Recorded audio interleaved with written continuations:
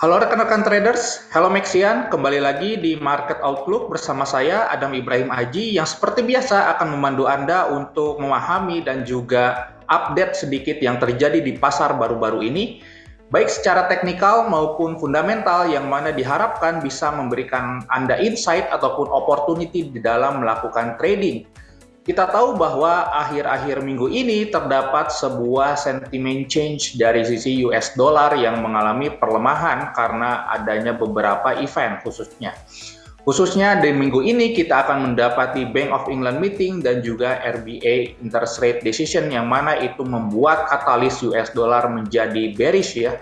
Dan nanti kita akan bahas dari sisi teknikal dan juga fundamentalnya apakah perlemahan US dollar ini hanya bersifat korektif saja atau bisa menjadi full scale reversal menjadi trend bearish. Seperti biasa di hari Senin kemarin kita mendapati beberapa data yang cenderung bisa memberikan proyeksi ke depannya apakah ekonomi dalam keadaan baik-baik saja atau tidak. Yang pertama, unemployment rate dari sisi Uni Eropa tidak mencatatkan perbaikan ataupun hal yang buruk, masih stagnan di 6,6% di sini, sehingga ini bisa menjadi sebuah proyeksi bahwa katakanlah bahwa Uni Eropa secara ekonomi masih berada di dalam level yang stagnan. Kemudian ISM Manufacture ini memberikan sebuah market moving events di hari Senin kemarin bahwa dengan data yang mencatatkan penurunan di sini dari sisi 5,53 ke 52,8 ini memberikan adanya sebuah sentimen bearish ya dari sisi US dollar karena aktivitas manufacture di sini itu berkaitan dengan yang namanya supply demand. Katakanlah di sini nilainya menurun, ini adanya sebuah aktivitas manufaktur yang menurun yang disebabkan karena demand atau permintaan dari sisi masyarakat US menurun. Sehingga dampaknya apa? Bila mana data ini menurun, ekspektasi inflasi ke depannya di US khususnya tidak akan berada pada level yang tinggi lagi dan cenderung akan bergerak turun. Sehingga dampaknya ekspektasi terhadap Federal Reserve akan menaikkan suku bunga yang agresif mungkin sudah tidak sebesar apa yang kita ekspektasikan sebelumnya, sehingga US dollar bergerak dalam keadaan bearish ketika rilis data ini jam 9 malam kemarin, seperti itu. Tidak hanya dari sisi manufacture PMI, manufacturing price juga mencatatkan penurunan yang signifikan dari 78,5 ke 60, kemudian manufacturing new orders pun sama ya, dari 49,2 ke 48. Ini memberikan sebuah sentimen bahwa US dollar ke depannya akan bergerak bearish karena ekspektasinya inflasi di US akan menurun dengan sendirinya dan demikian Federal Reserve tidak perlu agresif lagi dalam menaikkan suku bunga, sehingga hal tersebutlah yang membuat sentimen US dollar bergerak bearish. Kemudian di hari Selasa ini bahwa yang diperhatikan lebih ke arah interest rate decision di jam 11.30 bahwa ekspektasi akan ada kenaikan 50 basis point dari Australia ya, Central Bank-nya, Reserve Bank of Australia, sehingga ini bisa berpotensi untuk membuat Australian dollar tersupported ya, seperti itu. Kemudian job opening di sini menunjukkan adanya penurunan dari sisi ekspektasi pasar dari 11.254 million ke 11.000 saja. Bila mana katakanlah job openings di sini menurun, katakanlah dari sisi label market mungkin tidak begitu kuat dan ini bisa berpotensi untuk membuat ekspektasi terhadap data NFP berkurang juga, dan dampaknya bila mana data NFP berkurang dari sisi job marketnya, maka potensi untuk inflasi di US untuk bergerak turun itu cukup besar. Perhatikan data jobs di sini mungkin bisa menjadi market moving. Katakanlah datanya di bawah ekspektasi atau lebih buruk dari sebelumnya, maka ekspektasikan bahwa US dollar akan bergerak bearish ya. Bila mana datanya di sini membuat ekspektasi yang tinggi, katakanlah unexpected, better than expected, maksud saya, ini akan memberikan sebuah market moving, membuat US dollar bergerak bullish, seperti itu. Kembali lagi bahwa konsentrasi dalam sebuah trading di akhir-akhir ini fokusnya terhadap US dollar. Bila mana US dollar bergerak bearish, itu akan membuat sebuah aset lainnya, baik itu komoditi, kemudian equity market, di saham ataupun indeks, ataupun FX market itu bergerak bullish ya. Kita tahu bahwa sebelumnya US dollar menjadi primadona karena status quo-nya yang sebagai safe haven asset. Kita tahu bahwa safe haven asset sebelumnya US dollar mendapatkan traksi penguatan yang cukup signifikan karena sentimen resiko yang meningkat di dalam pasar, khususnya terhadap inflasi yang tetap tinggi. Nah, bila mana katakanlah inflasi ke depannya di US ataupun di negara lainnya bisa turun dengan sendirinya, maka US dollar akan demi sedikit kehilangan demand karena partisipan pasar sudah mulai mendeploy asetnya ke beberapa instrumen yang menarik ya, seperti itu. Di hari Rabu mungkin tidak begitu banyak data yang menyebabkan market moving. Ini merupakan data yang sifatnya proyektif dari sisi New Zealand dan juga Australia. Ini bisa mempertegas bila mana RBA menaikkan 50 basis point, kemudian dari sisi data Australia di sini mencatatkan perbaikan, maka bisa membuat Australian dollar tersupported ya. Perhatikan datanya, bila mana datanya unexpected atau lebih bagus, maka itu bisa membuat Australian dollar tersupported, dan bila mana sebaliknya datanya menunjukkan penurunan, maka supporting dari sisi Australian dollar mungkin hanya limited saja.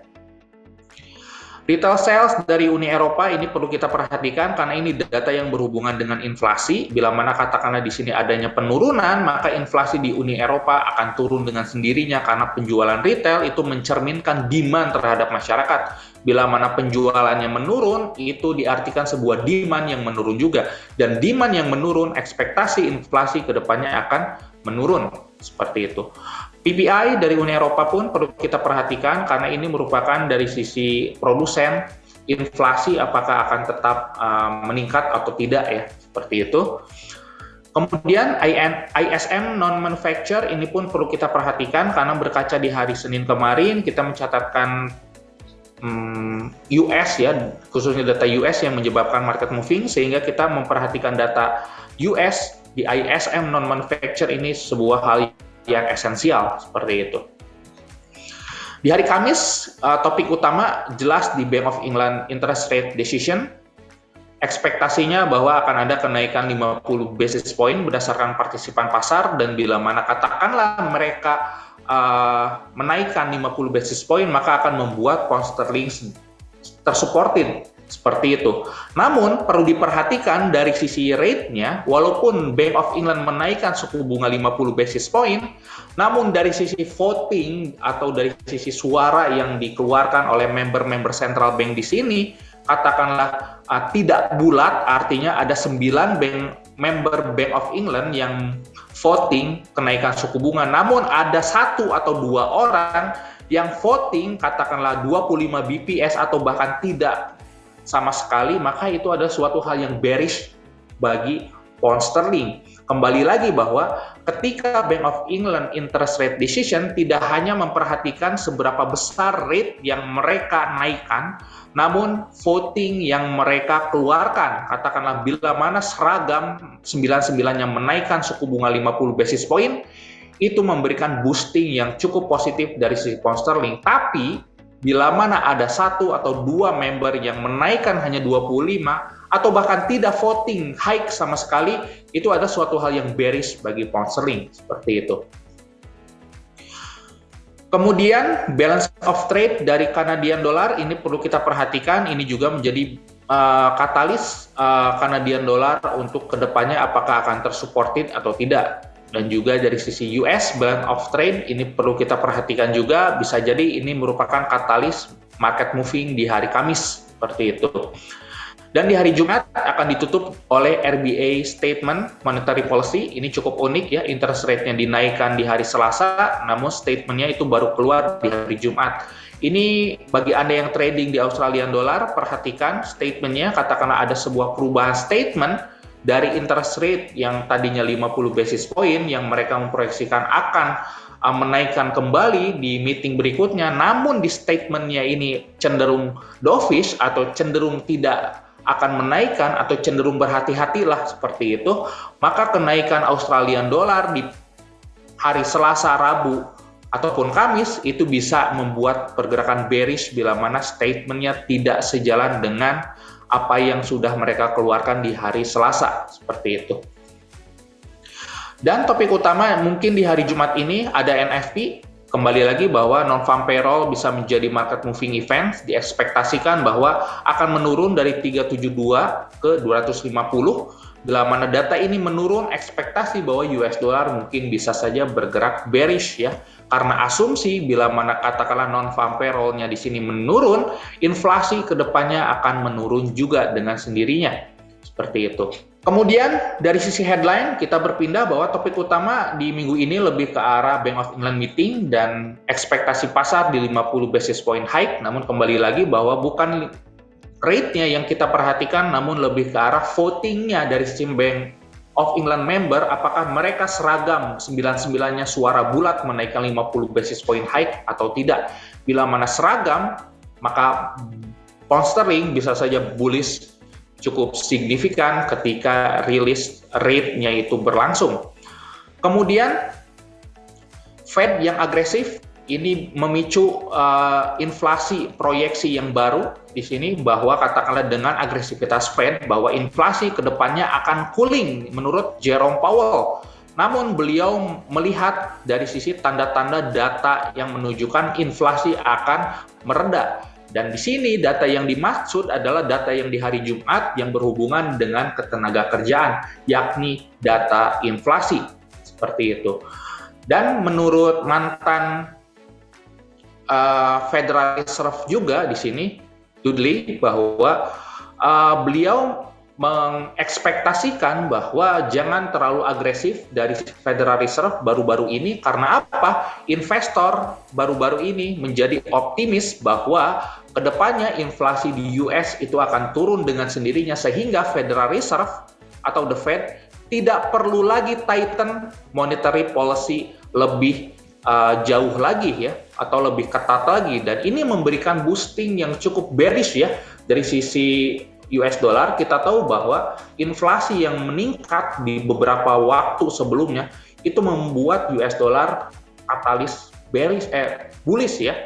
Dan katakanlah inflasi diproyeksikan ke depannya akan menurun dengan sendirinya, maka US dollar sedikit demi sedikit akan kehilangan demand.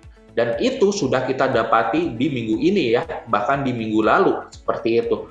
US dollar kehilangan demand karena ekspektasi inflasi ke depannya akan menurun, seperti itu. Hal ini pun tercermin di US 10-year. Kita tahu bahwa US 10-year ini bisa dijadikan alat untuk kita memproyeksikan apakah Federal Reserve akan agresif menaikkan suku bunga atau tidak. Dan dari sini kita lihat bahwa drop 2,6 ya, yang sebelumnya di 3,5. Artinya apa? Bahwa ekspektasi Federal Reserve menaikkan suku bunga lebih agresif itu mungkin sedikit peluangnya. Kenapa? Karena kita tahu bahwa di bulan September nanti ekspektasi pasar bahwa Federal Reserve hanya menaikkan 50 basis point saja, yang sebelumnya kita tahu bahwa di bulan September Federal Reserve cenderung menaikkan sama ya 75 basis point. Nah, dengan penurunan US 10-year di sini ini memberikan boosting yang bearish dari sisi US dollar tentunya. Kemudian berpindah ke Uni Eropa, kita tahu bahwa sentimen resiko masih tetap utuh. Walaupun demikian, US dollar bergerak bearish perlu kita pertimbangkan bila mana katakanlah ada sesuatu hal yang memicu fear kembali yang tereskalasi dari sisi krisis di Uni Eropa, itu bisa menjadi boosting bullishness dari sisi US dollar. Mengapa? Karena kita tahu bahwa US dollar merupakan aset safe haven yang bila mana terdapat geopolitical issue ataupun economical issue di Uni Eropa ataupun secara global bisa meningkatkan demand terhadap US dollar. Kembali lagi bahwa perhatikan dari sisi gas krisis di Jerman di sini bahwa memiliki 3 bulan untuk menghemat energi ya sampai winter nanti, seperti itu. Bahkan di beberapa kota untuk lampu atau pencahayaan sudah mulai dibatasi deh, seperti itu. Dan berpindah ke sisi Jepang bahwa ada komentar yang cukup menarik dari Menteri Keuangan dari Jepang, Suzuki di sini, bahwa penguatan yen Jepang ini merefleksikan fundamental. Kita tahu bahwa Japanese yen itu identik dengan economical issue ataupun berkaitan dengan saham-saham di US.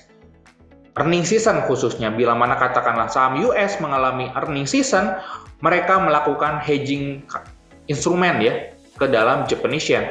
Makanya Japanese yen di minggu-minggu ini atau bahkan di minggu lalu itu mencatatkan penguatan yang cukup signifikan karena fundamental change dari sisi US market ya, khususnya US stock seperti itu. Oke, dari sisi fundamentalnya sudah cukup jelas. Mungkin dari sisi teknikal US dollar mungkin masih cenderung bergerak bearish, katakanlah bila mana menembus level 105 di sini. Tapi bila mana tidak, mungkin akan koreksi kembali ke 106.1 di sini. Perhatikan level 105 karena ini akan mencerminkan US dollar apakah akan mampu bergerak bearish lanjut atau tidak seperti itu. Dan itu akan tercermin di mata uang yang dipasangkan dengan US dollar, khususnya Euro USD. Bila mana Euro USD mengalami kenaikan karena pelemahan US dollar, maka potensi 1.035 di sini bisa saja direvisit oleh harga, mengingat kita tahu bahwa US dollar berpotensi untuk bergerak bearish di sepanjang minggu ini ya. Tapi katakanlah bila mana tidak ada sesuatu hal yang membuat demand terhadap US dollar meningkat karena fear, katakanlah seperti itu, bisa saja Euro USD turun ke arah bawah at least ke 1.013 di sini, seperti itu. Kemudian dari sisi pound sterling, harga bisa saja meningkat sampai ke hari Kamis at least ke 1.24 di sini, mengingat positivity yang terbentuk dari partisipan pasar ditambah Bank of England ekspektasinya menaikkan 50 basis point, itu bisa saja menjadi boosting penguatan dari sisi GBP USD. Tapi bila mana dari sisi US dollar yang mendapatkan penguatan, bisa merevisit kembali ke 1.204 di sini. Perhatikan kembali US dollarnya karena itu yang bisa menggerakkan pound sterling USD secara komprehensif seperti itu. Kemudian XAU USD, kita tahu bahwa kemarin harga XAU USD tutup di atas 17.70 sehingga itu sebenarnya membuka peluang untuk naik harga ke 17.85 ya. Namun di per hari ini harga cenderung koreksi karena berada dekat di area resisten. Kembali lagi perhatikan bahwa selama harga tidak ditutup di 17.66 di sini areanya, maka bila mana tidak terjadi, potensi untuk upside itu masih cukup besar. Tapi bila mana harga ditutup di bawah 17.66, maka potensi untuk revisit ke 17.50 itu cukup besar. Kembali lagi saya ingatkan, perhatikan dari sisi US dollar. Penguatan US dollar bisa membuat bearish dari sisi XAU. Bila mana US dollar melemah, itu bisa saja membuat XAU kembali menguji ke 17.85 seperti itu. Dan yang terakhir, oil. Kita tahu bahwa potensi resesi di Uni Eropa itu membuat oil tergelincir cukup dalam ya. Tidak hanya di Uni Eropa yang berpotensi untuk resesi, bahkan ada sebuah katalis China sampai saat ini masih belum membuka lockdown secara full capacity. Sehingga itu mengurangi demand terhadap oil. Dan kita tahu bahwa di hari kemarin, harga membentuk sebuah bearish yang cukup solid, bahkan harga close di bawah dari garis merah ini. Sehingga potensi untuk harga bergerak turun lebih dalam lagi, at least ke 88, ini cukup besar peluangnya mengingat sentimen terhadap resesi khususnya di Uni Eropa itu cukup besar. Dan yang kedua dari si China yang lockdown, yang belum full capacity dibuka, itu mengurangi demand terhadap oil. Oke, kembali lagi bahwa role modelnya masih terhadap US dollar. Kita tahu bahwa US dollar sampai saat ini masih menjadi market movie di hampir semua instrumen investasi. Alangkah baiknya kita tetap terus memantau US dollar. Bila mana katakanlah selama tidak ada fear yang tereskalasi, kita bisa asumsikan US dollar masih tetap bergerak bearish. Tapi bila mana fear kembali tereskalasi, baik itu dari sisi tensi, kemudian COVID, ataupun yang berhubungan dengan gas krisis di Uni Eropa, itu bisa saja menjadi katalis US dollar kembali menguat. Oke, itu saja yang mungkin yang bisa saya share di minggu ini di Market Outlook. Kembali lagi bahwa saya katakan uncertainty itu masih tetap utuh, masih tetap ada berkaitan dengan COVID, tensi, dan juga gas krisis. Alangkah baiknya kita melakukan trading tidak begitu agresif. Kita bisa lebih konservatif agar apa? Agar kita tidak kehilangan balance ataupun tidak mengalami kerugian yang cukup besar. Oke, happy trading, safe trading. Assalamualaikum warahmatullahi wabarakatuh.